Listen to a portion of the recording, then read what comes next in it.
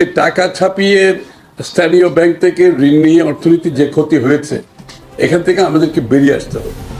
এটাই ছিল আমাদের লোকাল ব্যাংক থেকে বড় করে, যেখানে প্রাইভেট সেক্টরকে ক্রাউড আউট করে দিয়ে এই ধরনের ইকোনমি তো সাস্টেনেবল হতে পারে না।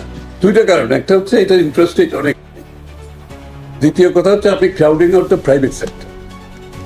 এই কারণে আমাদের ইকোনমিক অনেকগুলো আমাদের আগামী দিনের যে ভাবনা অর্থনীতি নিয়ে, এটা তো একটা মূল ভাবনা ছিল। তো সুতরাং এইখান থেকে সরে যাওয়া, আমাকে এই জায়গাটাও বিভিন্ন খরচগুলো আছে, তারও তো একটা সুযোগ থাকতে হবে, কারণ তার সুযোগটা আমরা সকলেই পাচ্ছি। ওই তাদের কাজের জন্য আমরা ফুড সিকিউরিটির কথা বলছি। ফুড সিকিউরিটি এমনি হবে না, আমাদের বিনিয়োগ করতে হবে তো, এবং বিনিয়োগটা আমার সঠিক জায়গায় যেতে হবে। এটা একটা প্রতিফলন অর্থনীতিতে থাকতে হবে। আমরা সবাই লাভবান হতে হবে। আমরা যে ইউনিভার্সাল হেলথ কেয়ারের কথা বলতেছি, এগেইন সেম থিং, এটা out of pocket expenditure highest, যে সভাপতি মহোদয় বললেন, হুইচ ইজ আফগানিস্তানের চেয়েও বেশি। এই যে আউট অফ পকেট এক্সপেন্ডিচার করতে গিয়ে ফ্যামিলিগুলো অ্যাকচুয়ালি স্ট্যান্ডার্ড অফ লিভিং কমে যাচ্ছে, কারণ সে স্বাস্থ্য খাতে যে বিনিয়োগটা করছে তার কিন্তু সব সার্বিক যে কি বলে আয়ের থেকে তার তো এটা কমে যাচ্ছে। সুতরাং তাকে স্বাস্থ্য, শিক্ষা, পারিবারিক পুষ্টি সবগুলো সাফার করছে, লেখাপড়া সবগুলো সাফার করছে। এই জন্য আমরা যে প্রাথমিক লেভেলে যে প্রাথমিক যে স্বাস্থ্য সেবা, এইটা যাতে সবাই পায়, এবং সবাই পেলে যে তাদের পারিবারিকভাবে শুধু তাদের আয়টা অনেক বেশি বেড়ে যায়। Indirectly it is also cash transfer. আপনি যখন স্বাস্থ্যসেবা তাকে দেবেন, প্রাথমিক স্বাস্থ্য, তার যদি মাসে 5,000 টাকা সেভ করতে পারে ফর এক্সাম্পল, তার পকেটে তো 5,000 টাকা থাকলো এক্সট্রা। ওই 5,000 টাকা তো তার স্ট্যান্ডার্ড অফ লিভিং, তার হেল্প করতেছে, তার কস্ট অফ লিভিংকে হেল্প করতেছে। এই জন্য আমরা ইউনিভার্সিটি যে ডেমোক্রেটাইজেশন বলতে আমি যেটা বলছি, আমি অনেক দীর্ঘ বক্তৃতা এটা, এবং এটার সাথে সাথে আমরা যে এসএমইর কথা বলছেন, আপনারা যে স্টার্ট আপের কথা বলছেন, এখানে কিন্তু আমাদের ফোকাস সবচেয়ে বেশি। স্টার্ট আপ, এসএমই, এগুলোতে আমাদের ফোকাস সবচেয়ে বেশি, কারণ এই লোকগুলোকে যদি আমি তুলে আনতে না পারি, এবং এরা কিন্তু সবচেয়ে বড় এমপ্লয়ার। কিন্তু আমরা বড় বড় ইন্ডাস্ট্রিতে বড় মেগা আছে, এগুলো দরকার, কিন্তু সবচেয়ে বড় এমপ্লয়ার হচ্ছে কিন্তু এসএমই খাত আমাদের। সুতরাং এসএমই, স্টার্ট আপ, এবং এর মাধ্যমে আমরা আরেকটা নতুন ইকোনমিতে মাত্রা যোগ করতে চাই, যে ক্রিয়েটিভ ইকোনমি। যে ক্রিয়েটিভ ইকোনমিটা হচ্ছে কি, আমাদের গ্রামে গঞ্জে যারা কামার কুমার আছে, আর্টিজেন্স আছে, কুটির শিল্পে কাজ করে, আমাদের তাঁতিরা আছে, আমাদের বিভিন্ন জায়গায় যারা, এই লোকগুলো কিন্তু অর্থনীতির সুযোগ থেকে সবসময় বাইরে ছিল। এরা কিন্তু কোনোদিন আসতে পারেনি। এদের জীবনযাত্রার মান কোনো পরিবর্তন হয়নি।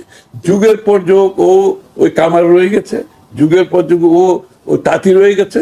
কিন্তু talks about reform, tax GDP. আর ট্যাক্স জিডিপি কোন, এটা তো আমাদের সরকারের জন্য লাভ না। ট্যাক্স জিডিপি বাড়লে কোন সরকার চায় না ট্যাক্স জিডিপি বাড়াতে? তা আমরা আমাদের পক্ষ থেকে সব কাজ করতেছি। ট্যাক্স জিডিপি এই অবস্থায়ও ট্যাক্স জিডিপি বাড়ানোর জন্য আমরা সব কাজ করতেছি, কিন্তু কঠিন কাজ, এটা তো বুঝতে হবে, কঠিন কাজ। কারণ আমি তো মানুষ থেকে জোর করে টাকা দিতে পারবো না, তার তো টাকা দেওয়ার মতো সামর্থ্য থাকতে হবে। সুতরাং আমরা তো ইলেক্টেড গভর্নমেন্ট, আমরা তো কোনো ডিক্টেটোরিয়াল গভর্নমেন্ট, আমি জোর করে টাকা নিয়ে নিলাম, কেউ কিছু করতে পারলো না। আমাকে জনগণের কাছে দায়বদ্ধতা আছে, তাই না? তো সুতরাং আমরা চেষ্টা করে যাচ্ছি, ট্যাক্স জিডিপি বাড়ানোর জন্য চেষ্টা করছি। আপনারা বৈষম্যহীনের কথা বলেছেন, আমি তো এক্সপ্লেন করলাম বৈষম্যহীন না থাকার জন্য আমরা কি করতেছি। কিন্তু আমাদের মেইন মেজার কিন্তু ওখানে, আমাদের অর্থনীতির প্রথম কাজটা শুরু হয়েছে বৈষম্য দূর করার জন্য। একেবারে নিচের থেকে আমরা শুরু করেছি, উপরের দিকে আসতেছি এখানে। তারপরে এসএমইতে বলা হয়েছে ডেমোগ্রাফিক ডিভিডেন্ড, সঠিক কথা।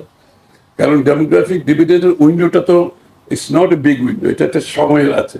এর মধ্যে কিছু সময় অতিক্রম করেছি, আমরা কিছু করতে পারিনি, গত 8-10 বছর নষ্ট হয়ে গেছে। এখন যে সময়টা আছে, এটা আমরা ম্যাক্সিমাইজ করে কি করা যায়। ডেমোগ্রাফিক ডিভিডেন্ড পেতে হলে আপনার একটা স্বাস্থ্য, শিক্ষার উপর ইনভেস্ট করতে হবে। এর বাইরে ডেমোগ্রাফিক ডিভিডেন্ড পাওয়ার কোনো সুযোগ নাই। এই জন্য আমরা আপ টু বলতেছি ইনক্রিমেন্টালি, যেটা আমরা হয়তো চাইবো অনেক বেশি করতে, কিন্তু আমাদের সামর্থ্য এই মুহূর্তে অর্থনীতির কারণে অনেক কম। তারপরও স্বাস্থ্য খাতে, শিক্ষা খাতে আমরা বাড়াবো ট্যাক্স, এই যে